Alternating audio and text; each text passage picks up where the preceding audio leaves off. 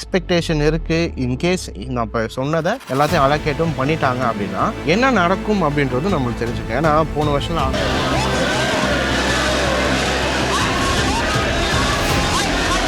போன வருஷமே நம்ம ரயில்வே செக்டார்ஸ் பற்றி போட்டிருக்கோம்.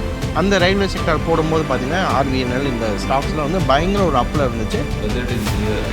Railway, defense and fertilizer stocks may expect some up. ரயில்வேஸில் என்னென்ன ஸ்டாக்ஸ் இருக்குது அப்படின்ற மாதிரி பார்க்கலாம். நம்ம டாப் ஸோ இந்த வீடியோவில் எதை பற்றி பார்க்கணும்னு பார்த்தீங்கன்னா பட்ஜெட் எல்லாருக்கும் தெரிஞ்ச விஷயம். வருஷம் ஃபினான்ஷியல் மினிஸ்டர் வந்துட்டு இந்த நாட்டுக்கான இந்தியாவுக்கான டெவலப்மெண்ட்டுக்காக இந்தந்த செக்டாரில் இவ்வளோ கேஷ் வந்து அலோகேட் பண்ண போகிறோம் அப்படின்ற மாதிரி வருஷம் வந்து கொடுப்பாங்க, அவங்களோட ஸ்பீச் கொடுப்பாங்க. Railways, 3 major economic railway corridor programs will be implemented. These are energy, mineral and cement corridor. Number 2, port connectivity corridors. And number 3, high traffic density corridors. இது பட்ஜெட் நம்ம சொல்லும் போது ரொம்ப ஃபாரினான வேர்டாக இருக்கலாம், நம்ம ஈஸியாக புரிஞ்சுக்கலாம். இப்போ நம்ம நார்மலாக ஒரு ஃபேமிலி என்ன பண்ணுறோம், சம்பாதிக்கிறோன்னா அப்படியே செலவு பண்ணுறது கிடையாது, பட்ஜெட் போடுறோம். இதுக்கு இவ்வளோ செலவு பண்ணணும் அப்படின்ற மாதிரி பட்ஜெட் போட்டு என்ன பண்ணுறோம், செலவு பண்ணுறோம். EMI இவ்வளோ கட்டணும், வாடகை எவ்வளோ கட்டணும் அப்படின்ற மாதிரி, ப்ரொவிஷன் இவ்வளோ வாங்கணும் அப்படின்ற மாதிரி ஒரு பட்ஜெட் போடுறோமா. அதே மாதிரி இந்தியா வந்து என்ன பண்ணுவாங்கன்னா, இந்தியாவோட டெவலப்மெண்ட் கம்மிங் இயர்ஸில் சம்பாரித்த காசை வந்து அலோகேட் பண்ணுவாங்க. வந்த காசில் வந்து இதுக்கு இவ்வளோ கொடுக்கலாம், இதுக்கு இவ்வளோ கொடுக்கலாம் அப்படின்ற மாதிரி அலோகேட் பண்ணுவாங்க. அதை பற்றி தான் இந்த வீடியோவில் பார்க்க போகிறோம். ஆனால் மேஜராக எந்த செக்டாரை பற்றி பார்க்க போகிறோம்னா ரயில்வே செக்டாரை பற்றி நம்ம டீட்டெயிலாக பார்க்கலாம். ஏன்னா ரயில்வே செக்டார் பார்த்தீங்கன்னா ரீசன்ட் இயர்ஸில் நம்ம பார்க்குறது நார்மலாக மக்கள் வந்துட்டு ட்ராவல் பண்ணுறதுக்கு மேஜராக வந்து ரயில்வே செக்டார்ஸ் தான் யூஸ் பண்ணுறாங்க. அதுவும் இப்போ அவுட் ஸ்டேஷன்லாம் போகிறாங்க, வெளியூருக்குலாம் போகிறாங்கன்னா நம்ம மேஜராக சின்ன வயசுலேருந்து எல்லாரும் யூஸ் பண்ணுறது என்ன பார்த்தீங்கன்னா ரயில்வேஸ் தான் யூஸ் பண்ணிவிட்டு அதில் தான் போயிட்டுருக்கும். டெய்லி ரயில்வேஸில் மட்டும் பார்த்தீங்கன்னா 2.5 கோடி பேசஞ்சர் ட்ராவல் பண்ணுறாங்க அப்படின்ற மாதிரி சொல்கிறாங்க. ரீசெண்டாக வந்து 3 கோடி கிட்ட வந்துட்டு ஒரே நாளில் வந்து ரெக்கார்ட் பிரேக்கிங்காக ட்ராவல் பண்ணியிருக்காங்க அப்படின்ற மாதிரி சொல்கிறாங்க. அப்போ வந்து பார்த்தீங்கன்னா ரயில்வேஸில் வந்து மக்கள் நிறைய பேர் யூஸ் பண்ணிட்டு தான் இருக்காங்க. இந்தியா ஃபுல்லாக ரயில்வேஸ் வந்து நிறைய பேர் யூஸ் பண்ணிட்டு தான் இருக்காங்க. இந்த ரயில்வே செக்டாரில் இந்த பட்ஜெட்டில் என்னென்ன எக்ஸ்பெக்டேஷன்ஸ் இருக்குது, அந்த எக்ஸ்பெக்டேஷன் வந்துச்சுன்னா க்ரோத் ஆகுமா, அந்த க்ரோத் ஆகுறதுனால நம்ம இன்வெஸ்ட்மெண்ட் பண்ணலாமா, நம்மளுக்கும் எதனாச்சும் கிடைக்குமா, ரிட்டர்ன்ஸ் எதனாச்சும் கிடைக்குமா அப்படின்றதான் டீட்டெயிலாக பார்க்க போகிறோம். இன்னொன்று பார்த்தீங்கன்னா இந்த வீடியோக்கான இன்னொரு ரீசன் என்னன்னா, போன வருஷமே நம்ம ரயில்வே செக்டார்ஸ் பற்றி போட்டிருப்போம். அந்த ரயில்வே செக்டார் போடும்போது பார்த்தீங்கன்னா RVNL இந்த ஸ்டாக்ஸில் வந்து பயங்கர ஒரு அப்பில் இருந்துச்சு.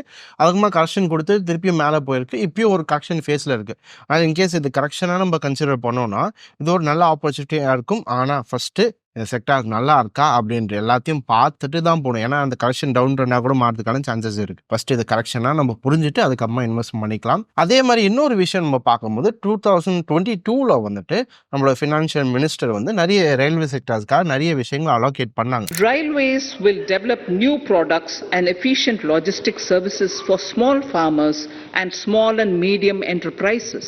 One station, one product. 2,000 kilometer of network will be brought under Kavach.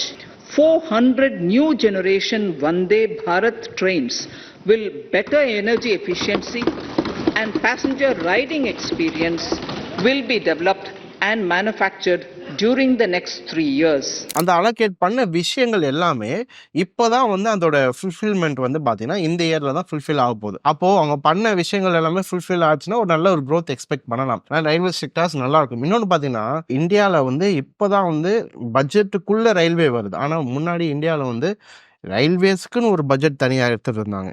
ஏன்னா அந்த டைமில் பார்த்தீங்கன்னா பிரிட்டிஷ் இந்த காலத்தில் தெரியும் ரயில்வேஸ் அவங்க தான் நிறைய யூஸ் பண்ணாங்க. எதுக்கு யூஸ் பண்ணாங்கன்னு நம்மளுக்கு தெரியும். அப்போ என்ன பண்ணுவாங்கன்னா வருஷம் பட்ஜெட் மட்டும் இல்லாமல் ரயில்வேஸ்க்குன்னு ஒரு பட்ஜெட் அவங்க என்ன பண்ணாங்க இன்ட்ரடியூஸ் பண்ணி வருஷம் பண்ணிட்டு இருந்தாங்க. ஐ திங்க் 2016 வரைக்கும் அது தனியாக ஒரு பட்ஜெட்டாக இருந்துச்சு. அதுக்கப்புறமா என்ன பண்ணிட்டாங்க, ரயில்வே பட்ஜெட்டை சேர்த்து இதுக்குள்ளேயே பண்ணிட்டாங்க. எக்ஸ்பெக்டேஷன்ஸ் 2025 to 2026 என்ன எக்ஸ்பெக்டேஷன் மக்கள் எக்ஸ்பெக்ட் பண்ணுறாங்கன்னா ஃபுல் எலக்ட்ரிஃபிகேஷன் ஆஃப் நெட்வொர்க். என்னன்னா நம்மளுக்கு தெரியும் டீசல்ஸில் தான் நிறைய ட்ரெயின்ஸ் வந்து போயிட்டுருக்கு. இப்போ 100% வந்துட்டு எலக்ட்ரிக்காக மாற்றணும். கிரீன் எனர்ஜி தெரியும், பொல்யூஷன் கம்மியாக இருக்கணும், கார்பன்லாம் கம்மி பண்ணணும். நிறைய இந்த டெஸ்லால இருந்து நிறைய கம்பெனிஸ் வந்து எலக்ட்ரிக் வெஹிக்கிள் போகிறதுக்கான ரீசன் அதே தான் ரயில்வேஸுக்கு கொண்டு வரணும் அப்படின்ற மாதிரி சொல்கிறாங்க. இது ஃபர்ஸ்ட். செகண்ட் பார்த்தீங்கன்னா டெடிகேட்டட் ஃப்ரைட் காரிடார்ஸ். இவங்க ஒன்றும் கிடையாது, கார்கோக்கெலாம் இருக்குல்ல, அதெல்லாம் வந்து நிறைய வந்து அதுக்கு எஃபிஷியன்சி பூஸ்ட் பண்ணணும். மாதிரி கார்கோஸ்க்கான எஃபிஷியன்சி இப்போ பார்த்தீங்கன்னா இப்போ இருக்க மாடர்ன் டேவோட இது பார்த்தீங்கன்னா ஃபுல்லாக டெலிவரி தான். எது வாங்கினாலும் நம்ம என்ன பண்ணுறோம்னா ஆன்லைனில் வாங்குகிறோம், வெளியூரில் வாங்கி கூட டக்குன்னு டெலிவரி மாதிரி வருது. முக்காவாசி அதுவும் எங்க வருதுன்னா, வெளியூர்ல இருந்து இப்போ ஓவர்சீஸ்ல இருந்து வந்துச்சுன்னா ஷிப்ல இருந்து வரும். ஆனா இந்தியாக்குள்ள இருந்து வந்துச்சுன்னா மேஜரா எதுல இருந்தா வருதுன்னு பார்த்தீங்கன்னா, ரயில்வேஸ் இந்த கார்கோ வழியா தான் வருது. அதனால கார்கோவ வந்துட்டு எஃபிஷியன்சி கொஞ்சம் அதிகப்படுத்தணும் அப்படின்றதுக்காக நெறைய இது பண்றாங்க.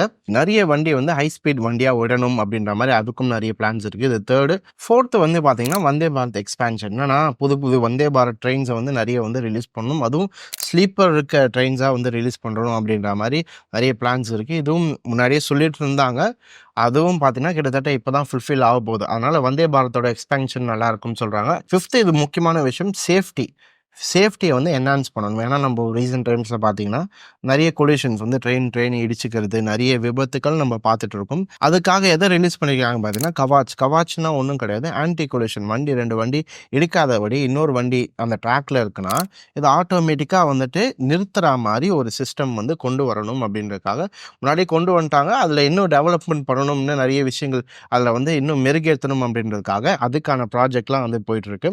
6வது வந்து பார்த்தீங்கன்னா, ஸ்டேஷன வந்து மாடர்னைஸ் ஆக்கணும். ஏன்னா, நெறைய ஸ்டேஷன் பார்த்தீங்கன்னா, கொஞ்சம் என்னன்னா அப்ப கட்டின இது வந்து அப்ப கட்டின சிஸ்டம் வச்சு இது பண்ணிட்டு இருக்காங்க. இப்போ மாடர்னைஸ் பண்ணணும் அப்படின்ற மாரி நெறைய ரீடெவலப்மெண்ட்லாம் பண்ணிட்டு இருக்காங்க. 7வது வந்து முன்னாடி சொன்ன மாரி கிரீன்ல வந்துட்டு எலக்ட்ரிக் மட்டும் இல்லாம சோலார்லயும் வந்து அவங்க நெறைய இது வைக்கணும் அப்படின்ற மாரிலாம் சொல்லிட்டு இருக்காங்க. 8த் வந்து டிஜிட்டல் டிரான்ஸ்ஃபர்மேஷன். ஏஐ எல்லாம் யூஸ் பண்ணி இப்ப பார்த்தீங்கன்னா, நெறைய ஏஐஸ் வந்துருச்சு.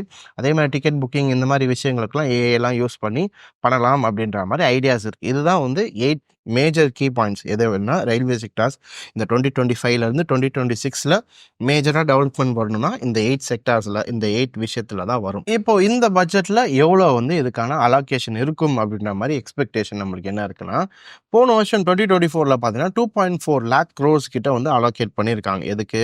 ரயில்வே செக்டார்ஸ்க்கு மட்டும். Railways, a capital outlay of 2.40 lakh crores has been provided for the railways.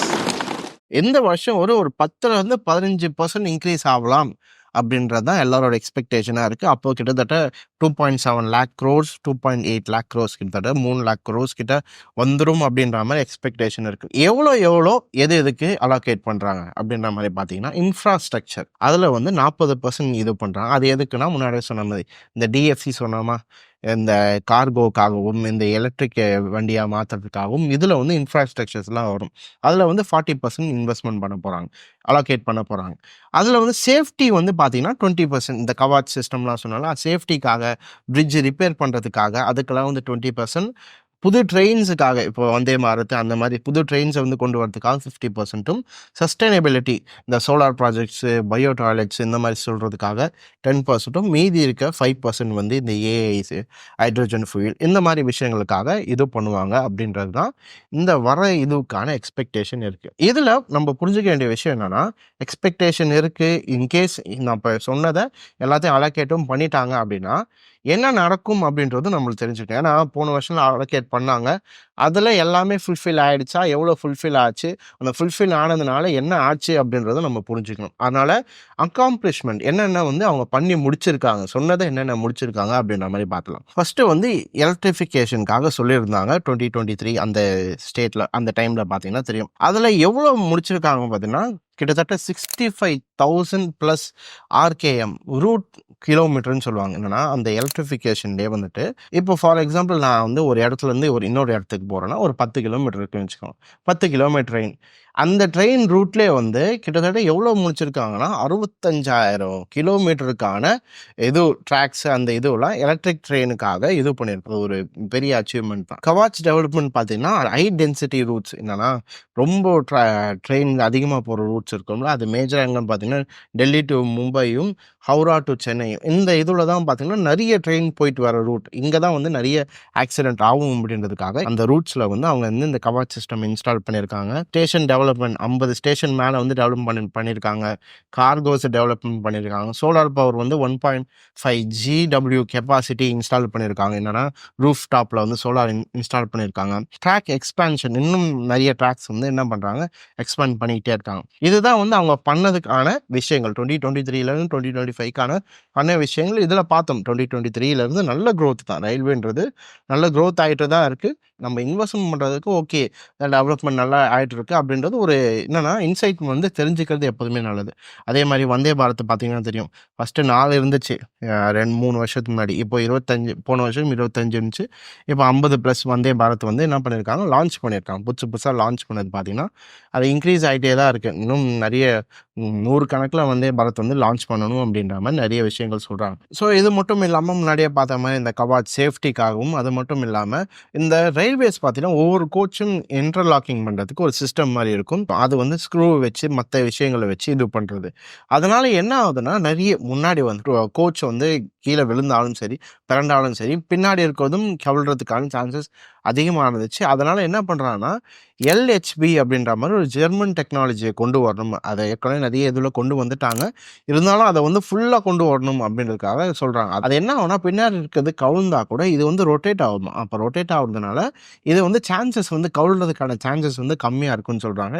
இதை வந்து மொத்தமாக எல்லா இதுக்கும் ரயில்வேஸுக்கும் எல்லாவோட கோச்சுக்கும் கொண்டு வரணும் அப்படின்ற மாதிரி பேச்சுக்கள்லாம் போயிட்டுருக்கு. இது மட்டும் இல்லாமல் புல்லட் ட்ரெயின் சரி, நம்ம ஜப்பான் பார்க்குறோம், மற்ற கண்ட்ரீஸ்லாம் பார்க்குறீங்கன்னா புல்லட் ட்ரெயின் தான் பயங்கர ஃபேமஸ். ஏன்னா நீங்கள் ஜப்பான்லாம் பார்த்தீங்கன்னா மேஜராக அவங்க இது பண்ணுறது வந்து ட்ரெயின் தான். ஏன்னா அந்த அளவுக்கு ஃபாஸ்ட்டாக இருக்குது. அதனால புல்லட் ட்ரெயின்ஸும் வந்து இந்தியாவுக்கு கொண்டு வரணும் அப்படின்ற மாதிரி நிறைய விஷயங்கள் சொல்கிறாங்க. அப்போ கொண்டு வரணும்னா அதுக்கான ட்ராக்ஸ் எல்லாமே தேவைப்படும். அதனால் பார்த்தீங்கன்னா ரினியூ பண்ணுற மாதிரி தான் இருக்குது. நிறைய ட்ராக்ஸை வந்து கொஞ்சம் அதை சீர்படுத்துறது, ரினியூ பண்ணுறது, நிறைய விஷயங்கள் இருக்கும்.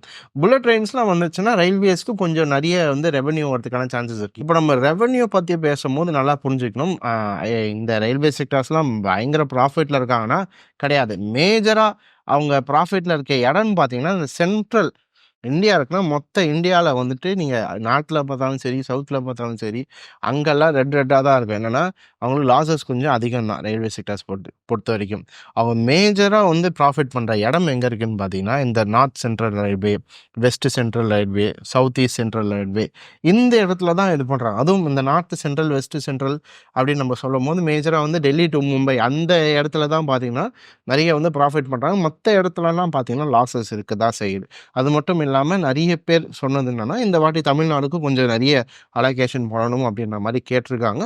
அதெல்லாம் வரும்னு நினைக்கிறேன். அதெல்லாம் வந்துச்சுன்னா தமிழ்நாட்டிலும் நல்ல ஒரு ரயில்வே சிஸ்டம் வரதுக்கான சான்சஸ் இருக்குது. இப்போது என்னென்ன ஸ்டாக்ஸ் இருக்குது, மேஜராக நம்ம பார்க்கும்போது ரயில்வேஸில் என்னென்ன ஸ்டாக்ஸ் இருக்குது அப்படின்ற மாதிரி பார்த்தலாம். நம்ம டாப் 5 கேபிட்டல் மார்க்கெட் கேப் மாதிரி எடுத்து பார்த்தீங்கன்னா ஃபஸ்ட்டு வந்து எது இருக்குன்னா IRFC, Indian railway finance corp தான் ஃபஸ்ட்டு இருக்குது. அது ஒன்று இருக்குது. செகண்ட் பார்த்தீங்கன்னா ஐஆர்சிடிசி, தேர்ட் பார்த்தீங்கன்னா ஆர்விஎன்எல், ஃபோர்த்து வந்து container corporation of India, fifth வந்து ஐஆர்கான்.